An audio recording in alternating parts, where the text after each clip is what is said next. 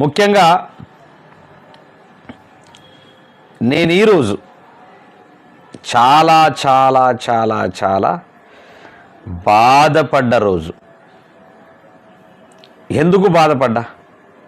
కారణం ఏంటి? ఒక ఉద్యమంలో మమేకమై టీ న్యూస్లో పనిచేసి ఉద్యమం కోసం తెలిసి ఉద్యమం కోసం తెలంగాణ ఉద్యమం కోసం ప్రతి విషయం తెలిసినటువంటి ఒక వ్యక్తి ఒక అనుచితమైనటువంటి వ్యాఖ్యలు చేయడం చాలా చాలా చాలా బాధ అనిపించింది వాస్తవానికి. ఆ వ్యక్తి ఎవరు? ఎందుకు మార్పు వస్తుంది మనిషి లోపల? మైండ్ సెట్ ఉద్యమ నేపథ్యం ఉన్నటువంటి ఒక వ్యక్తికి ఎందుకోసం మార్పు వస్తుంది అనేటటువంటిది ఒక పెద్ద ప్రశ్నార్థకం. స్వార్థమా, లేక మైండ్ సెట్ బాగా లేకనా, మెచ్యూరిటీ లేకనా, లేదా సైకోగా తయారు కావడం అనేటటువంటిది కూడా నాకు అర్థం కానటువంటి ముచ్చట. నేను ముఖ్యంగా హట్ అయిన వాస్తవానికి. టీ న్యూస్లో ఒక యాంకర్గా పనిచేసి దాంట్లో కవితక్క ఆల్రెడీ ఒక చిన్న ఇష్యూలో, అది కూడా మెయిన్ చేసిందే, దుబాయ్లో ఏది మా కిరణ్ కుమార్, అది దుబాయ్లో ఒక సంస్థ కోసం వాళ్ళు బతుకమ్మ సంబరాలు చేస్తారంటే ఈవిడ దగ్గరికి వెళ్ళి బతుకమ్మ ప్రోగ్రాంకి రావాలని చెప్పేసి అడిగినప్పుడు వస్తాను ఒప్పుకొని ఆల్రెడీ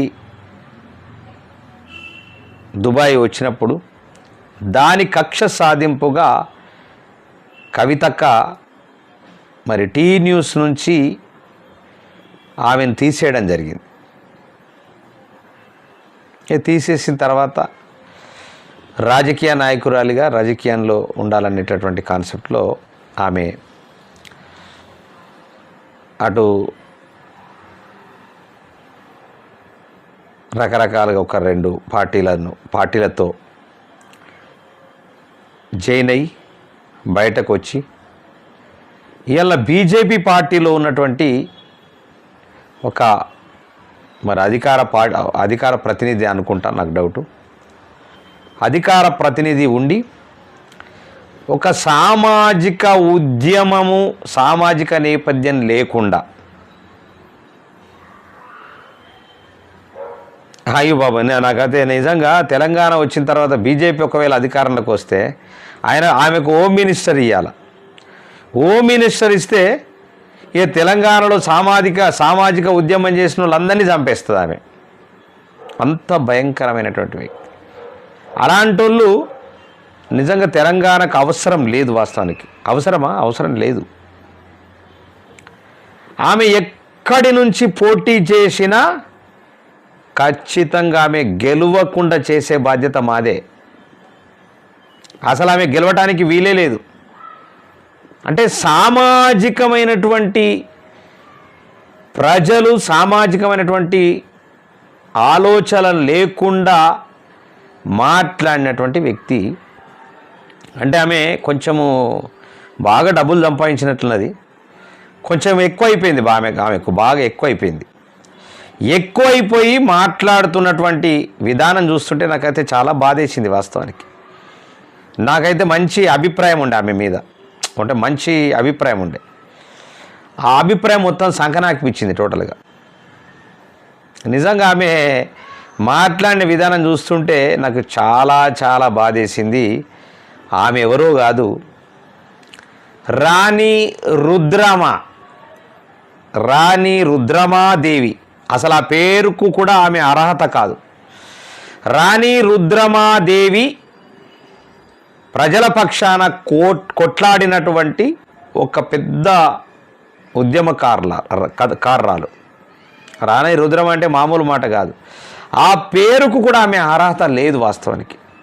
ఆమె టీ న్యూస్లో ఒక యాంకర్గా పనిచేసి రకరకాల హోదాల్ని అనుభవించి బయటకు వచ్చి రాజకీయం చేస్తూ ఎమ్మెల్యే కావాలని ప్రయత్నం చేసి ఓడిపోయి ఇంకా అట్లనే కొట్టుమిట్టాడుతున్నటువంటి వ్యక్తి రాణి రుద్రమాదేవి. నిజంగా ఆమె మాట్లాడిన విధానం చూస్తుంటే నాకైతే చాలా బాధేస్తుంది, కోపం వస్తుంది. నిజంగా ఆమె జీవితంలో ఎమ్మెల్యే కాలేదు. ఆ బ్రహ్మవాక్కు ఈ బాలవాక్కు ఒకటే, ఎట్టి పరిస్థితుల్లో ఆమె ఎమ్మెల్యే కాలేదు. రాజకీయ సన్యాసం పుచ్చుకోవాల్సిందే, జీవితకాలం అంతా గట్లనే ఉండవలసిందే. నేను 100% చెప్తా ఉన్నా. అంత దరిద్రమైనటువంటి ఆలోచనలు ఉన్నటువంటి వ్యక్తి రాణి రుద్రమాదేవి. ఆమె మాట్లాడిన మాటలు ఇందాం ఒక్కసారి. ఉద్యమ నేపథ్యం ఉండి కూడా ఆమె మాట్లాడినటువంటి విధానము నిజంగా చాలా చాలా బాధాకరం. కూర్చొని మాట్లాడదామని చెప్పేసి మీరేమంటుంది పైన? అది ప్రజల దగ్గర నుంచి వచ్చినటువంటి వర్షన్ కాదండి. ప్రజలు ఎప్పుడు కూడా మావోయిస్టులు ఉండాలి, మావోయిస్టులను ఎంకరేజ్ చేయాలి అని ఎప్పుడు కూడా కోరుకోరు. ఇవాళ కేవలం అది 25వ రజతోత్సవ సభ పెట్టుకొని కేసీఆర్ గారు చేసినటువంటి డిమాండ్. ఎక్కడ లేనిపోని అన్ని తీసుకొచ్చి వాళ్ళకు ఉన్నటువంటి బాగా నేర్చుకున్నటువంటి అంశం కాబట్టి లేని అంశాన్ని తీసుకొచ్చి ముంగట పెట్టినారు. మేమేమంటున్నామంటే అది కర్రెగుట్ట కానీ ఎర్రగుట్ట కానీ అసలు మావోయిస్టులు అనేటోళ్ళు ఎందుకు ఉండాలి, వాళ్ళ పర్పస్ ఏంది? రమ్మనండి, జనజీవనంలోకి వచ్చి ప్రజల మధ్యలో బతికి పెద్ద పెద్ద ఇండస్ట్రీస్ పెట్టి ప్రజలకు ఉపాధి కల్పించమనండి. చదువుకున్నోళ్ళే కదా పోతున్నారు. ఇవాళ దండకారణ్యంలో ఉండి ఏం సాధిస్తారు? ఖచ్చితంగా దేశ హోంశాఖ మంత్రి గారు అమిత్ షా గారు చాలా స్పష్టంగా చెప్పినారు, ఏరి పారేస్తాము. నక్సలైట్లు కావచ్చు, మావోయిస్టులు కావచ్చు, తీవ్రవాదులు కావచ్చు, అది ఎవరైనా కావచ్చు. ఇవాళ దేశ భద్రతకి, రాష్ట్రాల భద్రతకి, ప్రజల జీవనాన్ని భద్రతకి ఆటంకం కలిగించేటటువంటి వాళ్ళు ఎవరున్నా ఎక్కడున్నా లేపి పారేస్తాము అని చెప్పినారు. డెఫినెట్గా అది చేస్తారు. ఒక్కసారి అవకాశం ఇచ్చేవా ఇదట. ఆమె మాట విన్నరా? బుద్ధి జ్ఞానం లేదు నీకు. నేను ఎందుకోసం అంటున్నంటే, మీకు అమిత్ షా గారికి మీకు ఏమైనా సోయి ఉంటే ఇంకా బార్డర్లో అమాయకమైనటువంటి ప్రజల్ని చంపుతున్నారు టెర్రరిస్టులు, దాని మీద కాన్సన్ట్రేషన్ చేయమని చెప్పు. జనజీవన స్రవంతులకు వచ్చి వాళ్ళను ఫ్యాక్టరీలు పెట్టుకోవాలా, ఏదైనా బిజినెస్లు పెట్టుకోవాలి. ఇప్పిస్తావా నువ్వు బిజినెస్లు? చాతగాంది అనివే నువ్వు. వాస్తవానికి నీకు చాత కాదు. చాతగాని మాటలు ఏదో ఫేమస్ కావాలని మాట్లాడుతున్నావు. ఇవాళ ఒక ముఖ్యమంత్రి గారు ఇక కేసీఆర్ మీదకి ఎందుకు పోతావు? నీ కేసీఆర్కి ఏంది అసలు? కేసీఆర్ ఏదో వాడుకోవాలని చూసిండు. నీ కోపం ఉంటే కేసీఆర్ మీద నువ్వు వేరే రకంగా మాట్లాడు. ఇవాళ సీతక్క లాంటి వాళ్ళు కావచ్చు, రేవంత్ రెడ్డి గారు లాంటి వాళ్ళు కావచ్చు, అనేక మంది ఇవాళ అక్కడ కాల్పులు విరమించుకోవాలని, ఆ కూంబింగ్ విరమించుకోవాలని చెప్పేసి చెప్తున్నటువంటి పరిస్థితి ఇలా ఉన్నది. ఇలా సమసమాజ స్థాపన కోసం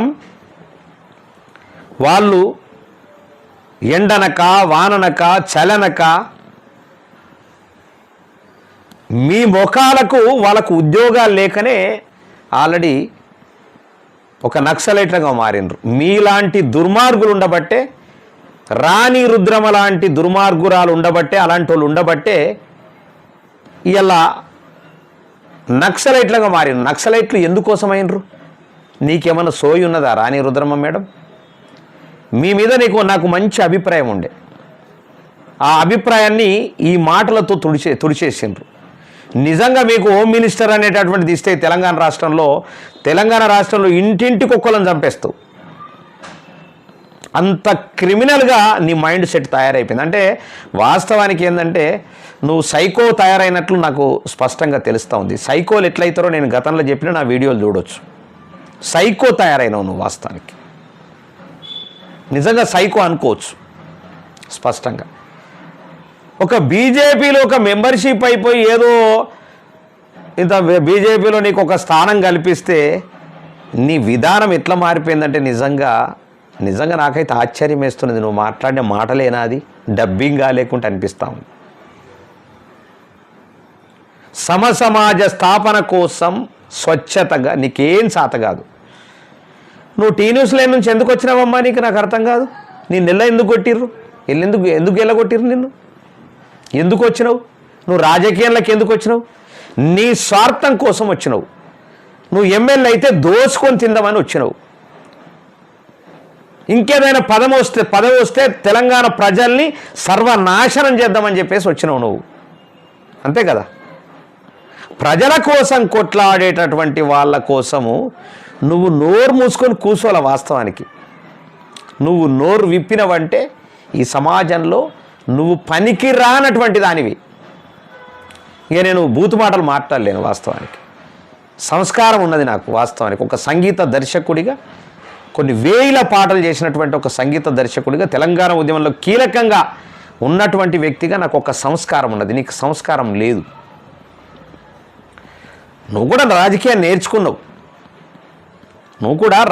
నేర్చుకున్నావు. ఎట్లా మాట్లాడాలనేది. ఫేమస్ కావాలని చూస్తున్నావు అంతే. నువ్వు ఏ నియోజకవర్గం నుంచి పోటీ చేస్తావో ఆ నియోజకవర్గంలో నిన్ను గెలువనిచ్చే ఛాన్సే లేదు. నీ జీవితం అంతా గిట్టనే బతకాల. రాణి రుద్రమ గారికి చెప్తా ఉన్నా, నీ జీవితం అంతా గట్టనే బతుకుతావు. గదే బీజేపీలో ఊడిగం చేసుకుంటూ పోవాలి. ఏం తమాషాల నీకు? ప్రజల కోసం నీకు ఏ దమ్ము లేదు. ఒక అమిత్ షాకు చెప్పే దమ్ము లేదు, ముఖం లేదు. ఒక మోదీకి చెప్పేటటువంటి ముఖం కూడా నీకు లేదు. ఉందా నీకు? అంత సీన్ ఉందా నీకు? అంత సీన్ లేదు. ఏదో మాట్లాడాలని మాట్లాడుతూ ఉన్నావు. వాస్తవానికి నీకు దమ్ముంటే ఇంకా పాకిస్తాన్ బార్డర్లో వీళ్ళందరినీ తీసుకుపోయి అక్కడ ప్రొటెక్షన్ ఇప్పి, గక్కడ 29-26 మంది చనిపోతే గక్కడ లేని ప్రొటెక్షను ఇక్కడ కూంబింగ్ చేసి అమాయకమైనటువంటి ప్రజల మీద పడుతూ ఉన్నారు. నువ్వు నిజంగా నువ్వు ఒక దొరసానివి. నువ్వు ఈ తెలంగాణ పాలిట దొరసానివి.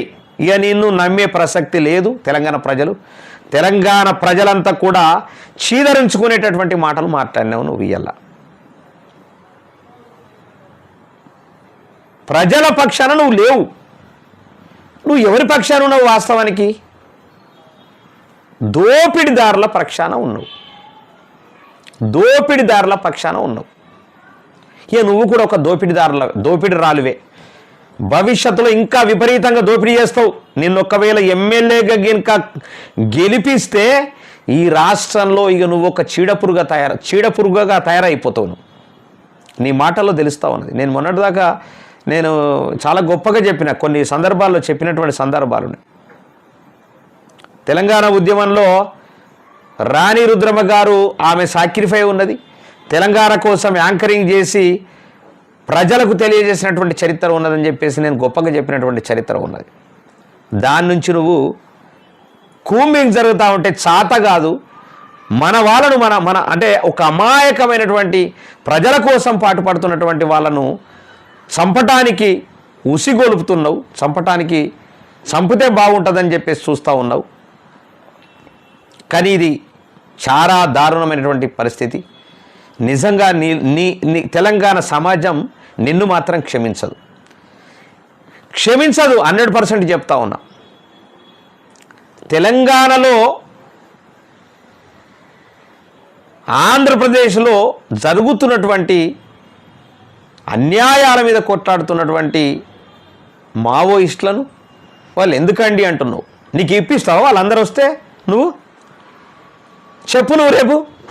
చెప్పు చూద్దాం. మీ అందరికీ నేను ఉపాధి కల్పిస్తాను చెప్పు, చూస్తా నీకు దమ్ముంటే.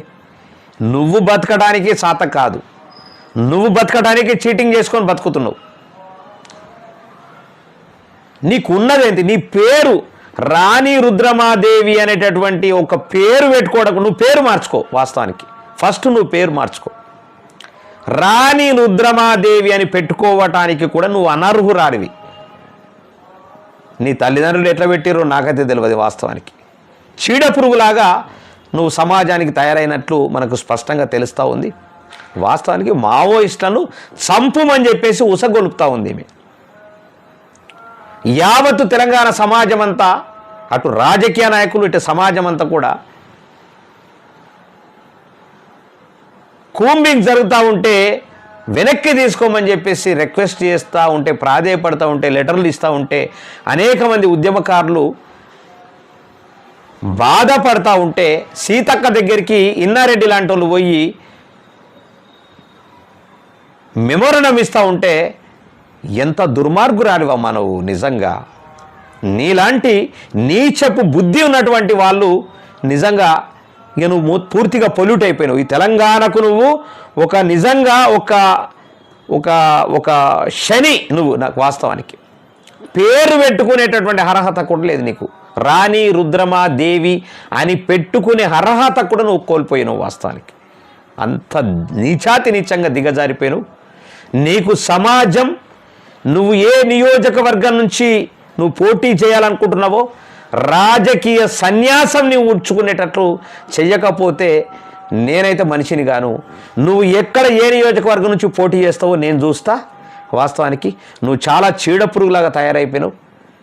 నీకు దమ్ముంటే, నీకు ధైర్యం ఉంటే అమిత్ షా గారికి, మోదీ గారికి చెప్పి పాకిస్తాన్ బార్డర్లో వీళ్ళందరినీ, అక్కడ ప్రజల్ని కాపాడమని చెప్పు నీకు దమ్ముంటే. ఒక జర్నలిస్టుగా పనిచేసి నువ్వు నీచాతి నీచంగా ఒక దుర్సాని కన్నా ఎక్కువ నువ్వు ప్రవర్తిస్తున్నావంటే నీలో ఎంత అహంకారం దాగి ఉన్నదో నిజంగా నాకు చాలా చాలా చాలా చాలా బాధాకరం, క్షమించరాని బాధాకరం. రాణి రుద్రమాదేవి బీజేపీ అధికార ప్రతినిధి, తెలంగాణ పాలిట శాపగ్రస్తురాలు. తెలంగాణ సమాజంలో, తెలంగాణలో ఒక ఎమ్మెల్యే అయితే, ఏదైనా అధికారం వస్తే సర్వనాశనం చేసేటటువంటి ఒక ఆడపడుచు. ఈ దరిద్రమైనటువంటి రాణి రుద్రమాదేవి మాట్లాడినటువంటి మాటల్ని తీవ్రంగా ఖండిస్తూ వెనక్కి తీసుకోవాలని డిమాండ్ చేస్తూ, జీవితంలో నీకు రాజకీయ సన్యాసం చేసేటటువంటి కార్యక్రమం చెయ్యకపోతే నేను మనిషిని కానని చెప్పేసి హెచ్చరిస్తూ